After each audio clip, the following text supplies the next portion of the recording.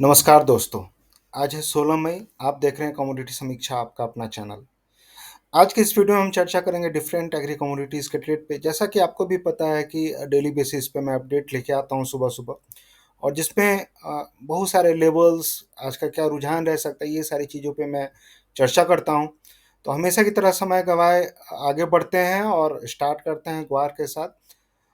ये आप जो चार्ट देख रहे हैं अभी, ये जोधपुर मार्केट का चार्ट है, और कल जोधपुर मार्केट में जिस हिसाब से मूवमेंट होते हुए दिखा था, स्पेशली ग्वार का, तो ग्वार में दोनों साइड का मूवमेंट हमें जोधपुर मार्केट में बनता हुआ दिखा था। पहले मार्केट नीचे रहा, उसके ऊपर गया, फिर नीचे आ गया।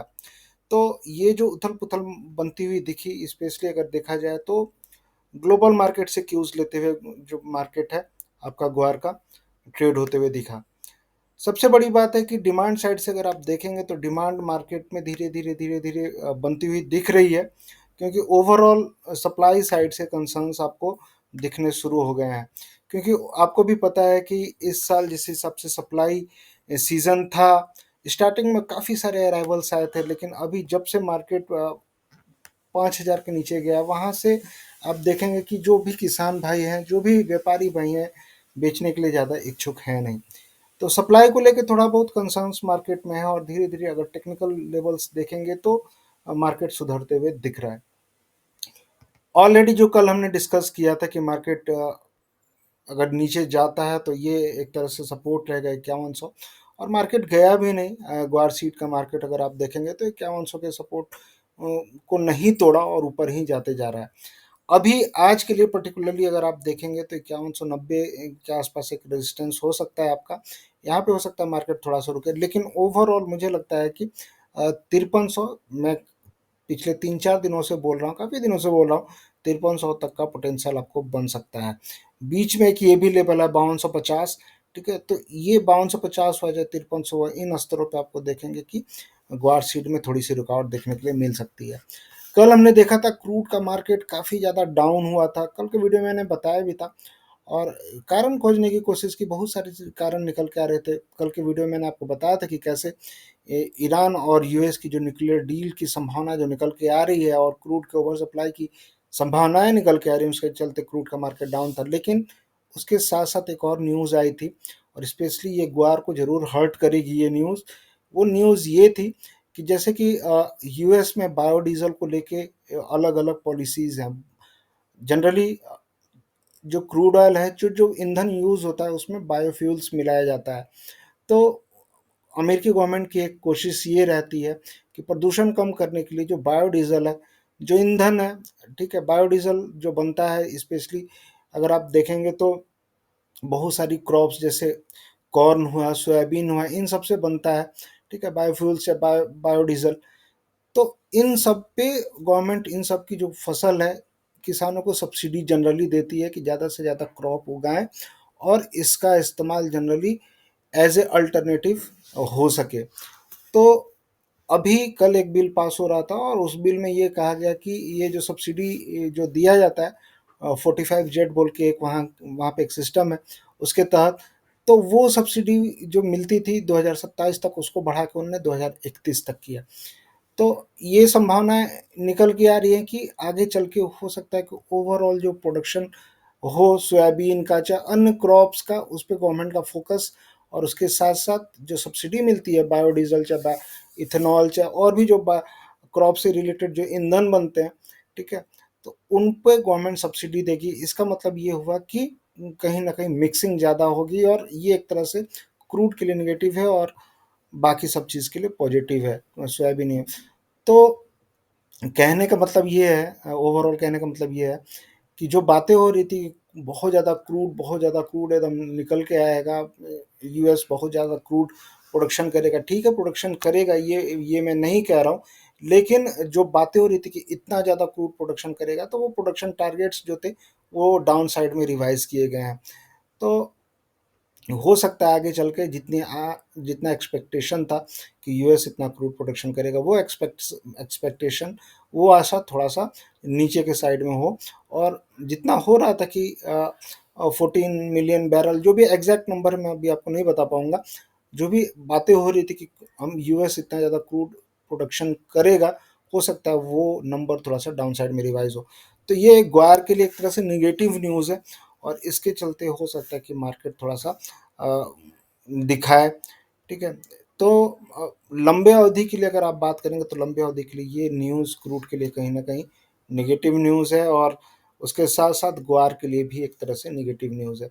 तो अप साइड में जो कैप रहना चाहिए लगभग वही मैं आपको बता रहा था, जो भी आपको मिलता है 550 से लेकर 5300 के बीच में एक बार बेच के निकलना चाहिए। नीचे में जो सपोर्ट निकल के आ रहा है वो 4980 यानी 4950 मेजर सपोर्ट, उसके पहले जो सपोर्ट है लगभग 5100 के आसपास।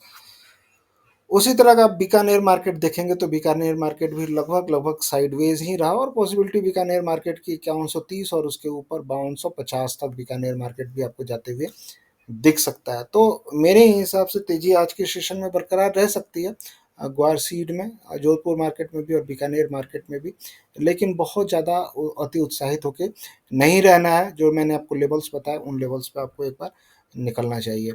गम की बात करेंगे तो गम में भी मार्केट कल ऊपर चढ़ते हुए दिखा था, फिर लास्ट समय में थोड़ा सा नीचे आया, लेकिन ओवरऑल अगर ग्वार गम की बात करेंगे तो पॉसिबिलिटी जो मैं आपको बता रहा था 10,000 तक मार्केट एक बार आना चाहिए, 10,050 तक।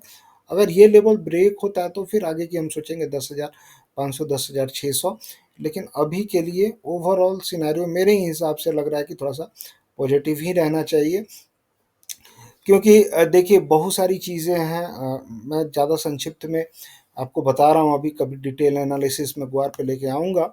और जो भी लोग प्रीमियम लोग जो जुड़े हैं, जो ज्वाइन किए हैं स्पेशली चैनल को, उनको वो मिलेगी चीज़ें, मैं बार बार आपको बता रहा हूँ। और उस डिटेल एनालिसिस में जनरली ये एक एक चीज़, एक एक पॉइंट जो भी है आपका, कितना स्टॉक है, कितना सोइंग हो सकता है, एरिया वाइज नंबर्स, मौसम क्या है, मानसून क्या है, सारी चीज़ें आपको मैं उस वीडियो में बताऊंगा। तो जनरली होगा क्या कि अभी जो सिनेरियो निकल के आ रहा है सोइंग को लेके ग्वार का, सोइंग को लेके हो सकता है कि एरिया इस साल काफ़ी ज़्यादा कम हो। और ये बातें मैं स्टार्टिंग से ही कह रहा हूँ आपको, एरिया कम होने की संभावना इसलिए भी है क्योंकि अन्य फसलों में काफ़ी अच्छा रिटर्न मिला है कंपेयर टू ग्वार। तो जो भी किसान भाई हैं, जो भी किसान जो ग्वार लगाते हैं, वो हो सकता है अपना एरिया शिफ्ट करें, लेकिन अब कितना एरिया शिफ्ट करेंगे वो चीज़ें देखने वाली है। वो कैलकुलेशन एक बार एग्जैक्ट नंबर, एक बार एग्जैक्ट एक्सपेक्टेशन कितना है वो मैं आपके सामने रखूँगा। तो लेकिन अभी के लिए ये जानिए कि ओवरऑल देखा जाए तो आगे चल के धीरे-धीरे एरिया कम होगा, सप्लाई भी कम होगी, लेकिन इसके साथ-साथ आपको डिमांड भी देखना है कि डिमांड कैसी निकल के आ रही है। एक्सपोर्ट के नंबर अभी ग्वारगम के जो आए थे कुछ दिन पहले गवर्नमेंट के, ज़्यादा उतने अच्छे नहीं थे। एक्सपोर्ट कम होते हुए देखा था हमने 6%, लेकिन जो अप्रैल का नंबर है प्राइवेट एजेंसियों का, ठीक है, मई का जो नंबर है, ये सब नंबर कैसे आ रहे हैं वो देखते हैं। अप्रैल में भी अगर देखा जाए तो बहुत ज़्यादा नंबर, बहुत ज़्यादा एक्सपोर्ट नहीं हुआ है। तो ओवरऑल कहने का मतलब मेरा यही है कि अभी जो बढ़त आ रही है धीरे धीरे कई सारे कारण हैं, इस बढ़त को एंजॉय करें और जो भी लेवल्स मैंने आपको बताया उन लेवल्स पे एक बार बेच के निकलें। क्योंकि ऑप्शंस चेन में भी अगर एनसीडीएक्स पे भी देखेंगे तो मैंने आपको दिखाया था कि सबसे ज़्यादा बायर्स और सबसे ज़्यादा सेलर्स कहाँ पे बैठे हुए हैं ग्वार में। तो वो चीज़ आपको ध्यान में रखनी है। सबसे ज़्यादा जो बायर्स है मैंने आपको दिखाया था 4700-4800 के आसपास बैठे हुए हैं, सेलर्स जो है सबसे ज़्यादा 5300 के आसपास बैठे हुए हैं। तो ये चीज़ें आपको ध्यान में रखनी है। तो 5300 अभी के लिए मेजर रेजिस्टेंस रह सकता है। ग्वारगांव में मेजर रेजिस्टेंस 10,000, ठीक है, 10,000 के आसपास थोड़ा सा बेच के निकलें। अगर 50% यहाँ पे निकालें और उसके ऊपर फिर अगर जाता है तो 10,600, लेकिन मुझे लगता है कि यहाँ से 10,000 के आसपास से मार्केट एक बार फिर से नीचे आना चाहिए। और लंबे अवधि के लिए जो भी लोग सोच रहे हैं कि लंबे अवधि में ग्वार कहाँ तक जाएगा, लंबे अवधि में मैं आपको बार बार बता रहा हूँ कि जून के बाद से जो तेज़ी बनती जाएगी धीरे धीरे जुलाई में आपको सबसे ज़्यादा तेज़ी देखने के लिए मिलेगी। और हो सकता है उस समय ग्वार गम में आपको 11,300 और ग्वार सीड में 5600 से ऊपर का लेवल आपको देखने के लिए मिले। तो देखते हैं क्या होता है, आगे बढ़ते हैं और अन्य कमोडिटीज़ को देखते हैं। ये कैस्टर के चार्ट है और कैस्टर की अगर बात करें तो कैस्टर में पिछले 3 दिनों से थोड़ी सी बढ़त देखने के लिए मिल रही थी, लेकिन ओवरऑल अगर आप देखेंगे कैस्टर अभी सप्लाई मार्केट में बनी हुई है। और मुझे लगता है कि आगे चल के कैस्टर में ये कारण रह सकता है कि थोड़ी सी गिरावट आपको देखने के लिए मिले। मैंने आपको हमेशा से बोला है कैस्टर सीड में जो लेवल्स निकल के आ रहे हैं मेरे हिसाब से लगभग लगभग वो इन स्तरों पे 6050 और इन स्तरों पे, ठीक है। लेकिन मेजर जो सपोर्ट अभी के लिए निकल के आ रहा है 6050 के आसपास, इसके आसपास आता है तो आपको खरीदारी के मौके ढूंढने चाहिए। अदरवाइज अगर इतना नीचे मान लीजिए मार्केट नहीं आता है तो इसके ऊपर अगर निकलता है ये जो लेवल है 6350, तो हो सकता है मार्केट आपको और 200-250 रुपए की तेजी दिखाए। तो कैस्टर में ओवरऑल बाई का ही सिनेरियो है, ओवरऑल मार्केट तेजी रहेगा, लेकिन वही है कि लेवल्स आपको पकड़ने हैं, कहाँ पे आपको लेवल्स पकड़ना है ये आपको देखना है। तो एक लेवल 6220 के ऊपर है और एक लेवल 6350, इस हिसाब से आप लेवल देख के चलें, इन स्तरों पे आपको खरीदारी करके चलना है। आगे बढ़ते हैं और देख लेते हैं थोड़ा मसालों का हाल। मसालों में क्या चल रहा है? मसालों में अगर जीरा की बात करेंगे तो जीरा का जो मार्केट है कल ऊंझा मार्केट स्पेशली थोड़ा सा डाउन आते हुए दिखा था। मैं देख रहा था एनसीडीएक्स का जो स्टॉक्स है, एनसीडीएक्स का स्टॉक्स काफ़ी ज़्यादा भरा हुआ है जीरा का, और पिछले साल 318 टन के आसपास था। अभी अगर आप देखेंगे तो जो स्टॉक्स है काफ़ी ज़्यादा 4000 के ऊपर का स्टॉक्स, 4000 का 5000 के ऊपर का स्टॉक्स अभी जीरा में पड़ा हुआ है। तो ओवरऑल अगर आप देखेंगे तो स्टॉक्स को लेके भी थोड़ी थोड़ी बहुत गिरावट देखने के लिए मिली थी, लेकिन आगे चल के मुझे ऐसा लगता है कि सप्लाई काफ़ी ज़्यादा टाइटर रहने वाली है जीरा की, क्योंकि जो भी अराइवल्स आए थे स्टार्टिंग में ही निकल गए थे अप्रैल में और मई में, ठीक है। मार्च में भी काफ़ी सारा अराइवल्स निकला था, मार्च में बहुत ज़्यादा अराइवल, अप्रैल में भी बहुत ज़्यादा अराइवल, और इसको देखते हुए आगे होगा क्या कि आगे जो सप्लाई रहेगी जीरा की टाइट रहेगी।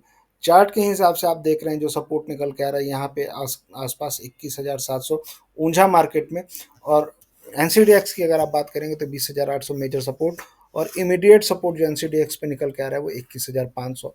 ये लेवल जब भी मिलता है तो यहाँ पे आपको खरीदारी के मौके बनते हुए दिखेंगे, काफ़ी सारी खरीदारी बनते हुए दिखेगी।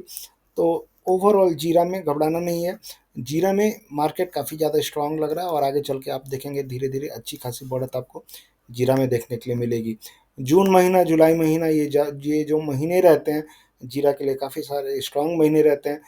न्यू क्रॉप जो रहती है ग्लोबल मार्केट की, मैं हमेशा आपको बताता हूँ, सीरिया और टर्की से जो भी माल है आगे चल के निकलेगा आपको, लेकिन ओवरऑल अभी के लिए सप्लाई साइड से देखेंगे तो सप्लाई मार्केट में आगे चल के कम रहने वाली है। इसका असर आपको देखने के लिए मिलेगा और जीरा के भाव आपको बढ़ते हुए दिखेंगे।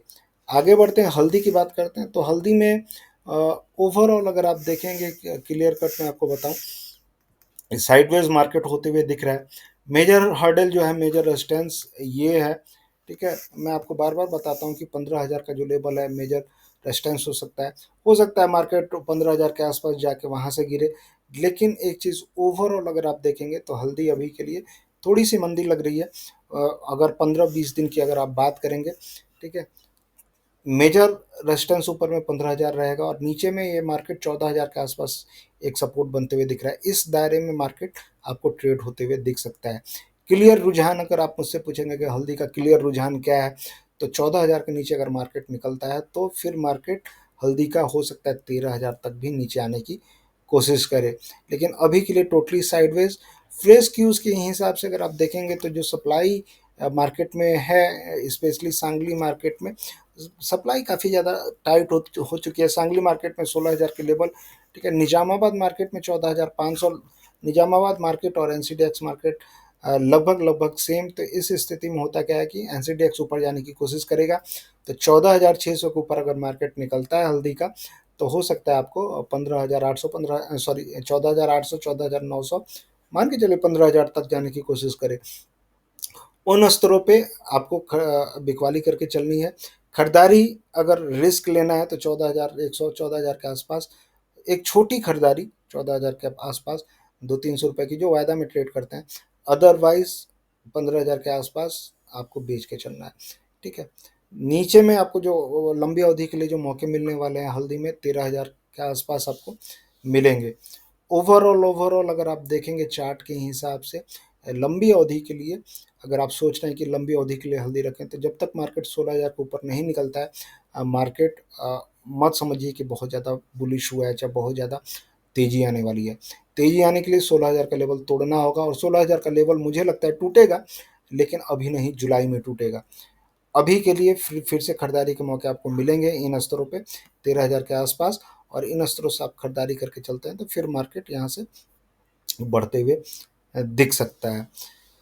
अभी जो सोइंग स्टार्ट हो गई है सांगली मार्केट में, थोड़ी बहुत सोइंग, जहाँ पे बरसात के ऊपर किसान डिपेंडेंट नहीं है, नहर की सुविधा है, उन मार्केट उन जगहों पे थोड़ी बहुत सोइंग है। लेकिन जो सीड है, हल्दी का सीड काफ़ी ज़्यादा महंगा मिल रहा है, उसके चलते एरिया सांगली मार्केट में कम होने की संभावनाएं निकल के आ रही हैं। लेकिन धीरे धीरे मानसून जब बढ़ेगी, हल्दी की सोइंग बढ़ेगी, आगे चल के देखेंगे कैसा रहता है सिनेरियो। लेकिन अभी जो शुरुआती रुझान आ रहे हैं फ्रेश सोइंग के, सांगली साइड में, सांगली एरिया में, जहाँ पे सोइंग बहुत पहले स्टार्ट हो जाती है, उन एरिया में अभी किसान धीरे धीरे, बहुत जो महंगा सीड है उसके चलते रुचि नहीं दिखा रहे हैं हल्दी में। तो देखते हैं क्या रहेगा सिनेरियो, आगे बढ़ते हैं। अगर धनिया की बात करेंगे तो धनिया में जो सपोर्ट निकल के आ रहा है, मैं हमेशा से आपको बोला है मैंने, 7500 कोटा मार्केट। एनसीडीएक्स पे भी अगर आप बात करेंगे तो एनसीडीएक्स पे जब भी भाव 7,000 के आसपास आ रहे हैं, उछलते हुए दिख रहे हैं, तो एनसीडीएक्स पे मुझे लगता है कि जो रेजिस्टेंस निकल कर रहे हैं 5100, 7150 के आसपास, वहाँ पे प्रॉफिट जो लोग खरीद के रखे हैं 7,000 के आसपास, 7150 के आसपास प्रॉफिट बुक करना चाहिए। अगर नहीं करते हैं तो, अगर 7150 टूटता है तो हो सकता है आपको 7300 के लेवल देखने के लिए मिले। लेकिन इमीडिएट बेसिस पे जो रेजिस्टेंस निकल के आ रहा है 7150 के आसपास आ रहा है। ओवरऑल धनिया तेज है, लेकिन थोड़ी सी निचले स्तरों पे खरीदारी आपको धनिया में करनी चाहिए। काली मिर्च की बात करेंगे तो काली मिर्च का मार्केट इन स्तरों पे सपोर्ट लेते हुए दिख रहा है जरूर। 50% का रिट्रेसमेंट यहाँ से मैंने निकाला था। लेकिन ओवरऑल देखेंगे तो प्रॉफिट बुकिंग अभी और रह सकती है काली मिर्च में, और जो लेवल्स मैंने आपको बताए थे कि 680 के आसपास हो सकता है, उन स्तरों पे आपको जाते हुए भाव दिखे। तो फ्रेश खरीदारी अभी इस झांसे में ना पड़े, और फ्रेश खरीदारी से अभी अवॉइड करना चाहिए। अब बात कर लेते हैं कुकुड की। कुकुड कॉटन सीड ऑयल के काफ़ी सारे लोग इसमें फंसे हुए हैं, और काफ़ी चौंकाया है इस कमोडिटी ने, जिस हिसाब से ये तेज़ी बनी हुई है अकोला मार्केट में। मार्केट सप्लाई शॉर्टेज फेस कर रहा है, और ये लेवल्स मैंने बहुत पहले ही आपको बताए थे कि जो कुकुट का मार्केट है 3,000 के ऊपर जा सकता है, 3100 के आसपास। जो लोग मुझे रेगुलर बेसिस पे देखते हैं उनको याद होगा, मैंने आपको बताया था कि कुकुट में काफ़ी अच्छी तेज़ी इस साल देखने के लिए मिलेगी। अभी जो सिनेरियो निकल के आ रहा है ओवरऑल, अगर आप देखेंगे तो अगर मार्केट अगर निकलता है इन स्तरों के ऊपर, 3100 के ऊपर, तो डेफिनेटली ये मार्केट आपको 3200 से 3300 तक जा सकता है। आज के लिए क्या करना है, आज के लिए दो स्थिति आपके पास आ रही हैं। अगर एनसीडीएक्स पे देखेंगे वायदा बाजार में, तो 3060 के आसपास एक रेजिस्टेंस है। वहाँ से मार्केट अगर टूटता है तो ठीक है, और 3060 के आसपास मार्केट टूटता है तो नीचे में हो सकता है आपको फिर से 2900 के लेवल मिले, और फिर वहाँ से आपको खरीदारी के मौके मिलने चाहिए। अकोला मार्केट में अभी के लिए 3112, ठीक है, 3112 3120 के बीच में एक रेजिस्टेंस है। यहाँ से हो सकता है मार्केट थोड़ा सा नीचे आए, और उसी तरह एनसीडीएक्स में भी हो सकता है 50 से 70-80 रुपए की गिरावट। लेकिन ओवरऑल अगर आप लंबी अवधि के लिए सोच रहे होंगे 1-2 महीने के लिए, तो मौका काफ़ी अच्छा है। जो भी गिरावट होती है, 50 रुपये, 60 रुपये, 100 रुपये, जो भी गिरावट हो रही है, खरीदारी करके चलें, और लंबी अवधि के लिए इसको रखना चाहिए। 3200 से लेकर 3300 रुपये तक अकोला मार्केट में मुझे कॉटन सीड ऑयल के भाव जाते हुए दिख रहे हैं। एनसीडीएक्स में भी अगर आप बात करेंगे तो उस हिसाब से एनसीडीएक्स में भी 3200 रुपये तक की संभावनाएं निकल के आ रही हैं। लेकिन लेवल्स वही है, कहाँ पे खरीदारी करना है वो आपको देखना होगा। लेवल्स मैंने ऑलरेडी आपको बताए हुए हैं, ठीक है। अब बात कर लेते हैं चना में। चना में जिस हिसाब से मार्केट बना हुआ है, तो चना में ओवरऑल आपको तेजी के मौके बनते हुए दिखेंगे। लेकिन मैंने काफ़ी सारे लोगों को बताया भी था, साइडवेज हुआ पड़ा है मार्केट। जो सपोर्ट निकल के आ रहा है 5560 से लेके 5600 के बीच में, इन स्तरों पे खरीदारी करके चले, और फिर धीरे धीरे आपको ये मार्केट लंबे अवधि के लिए आपको 6000 के ऊपर 6500 जाते हुए चना का भाव आपको दिख सकता है। मूंग में भी वही सिनेरियो, मूंग में भी साइडवेज है मार्केट, लेकिन मूंग में भी तेजी आपको बनती हुई दिखेगी। सबसे अच्छी जो तेजी बनती हुई दिख रही है आपको गेहूं में बनती हुई दिख रही है, और गेहूं का जो मार्केट है धीरे धीरे आप देखेंगे 2800 के ऊपर, और उसके बाद फिर 3000 तक आपको जाने की संभावनाएं बनती हुई दिख रही है। ओवरऑल गेहूं में टेक्निकल चार्ट्स, टेक्निकल पैटर्न्स काफ़ी अच्छे लग रहे हैं, और मेरे हिसाब से आप देखेंगे कि गेहूं में आपको अच्छी खासी खरीदारी आगे चल के बनती हुई दिख सकती है। तो गेहूं में जो भी भाई लोग हैं जो भी किसान भाई हैं चाहे जो भी व्यापारी हैं, इन स्तरों पे अगर व्यापारी भाई खरीदारी करते हैं तो आगे चल के उनको 2800 से लेके 3000 तक के लेवल, 2800 के आसपास तो चल ही रहा है, 3000 तक के लेवल आपको ईजिली 3000 से 3100 मिलने की संभावना है। तो ये था एग्री कमोडिटीज़ पे मेरी राय, आपको कैसी लगी? ठीक है, और जो भी लोग मुझे देखते हैं, अगर कुछ क्वेरीज मन में आती है तो डायरेक्टली आप मुझे इस नंबर पे मैसेज कर सकते हैं, कॉल कर सकते हैं। अगर कोई भी क्वेरी है कोशिश करूँगा आपकी क्वेरीज को उठाऊँ, और जनरली देखते हैं अगर जो भी क्वेरी हो तो आप पूछें मुझसे, जुड़ें जो भी जुड़ना चाहते हैं लोग। मिलते हैं फिर नेक्स्ट वीडियो में, ऐसे ही आप लोग देखते रहें और जुड़े रहें, ऐसे प्यार देते रहें। और जो लोग पहली बार देख रहे हैं तो उनको सब्सक्राइब करना चाहिए चैनल, और लाइक तो करना ही चाहिए, साथ साथ ज्वाइन भी आप कर सकते हैं अगर आपको रेगुलर प्रीमियम वीडियोस आपको अगर चाहिए तो। अदरवाइज अगर कुछ डाउट है तो इस नंबर पे आप कॉल करके भी चल सकते हैं। तो मिलते हैं नेक्स्ट वीडियो में, तब तक के लिए थैंक यू। जय हिंद।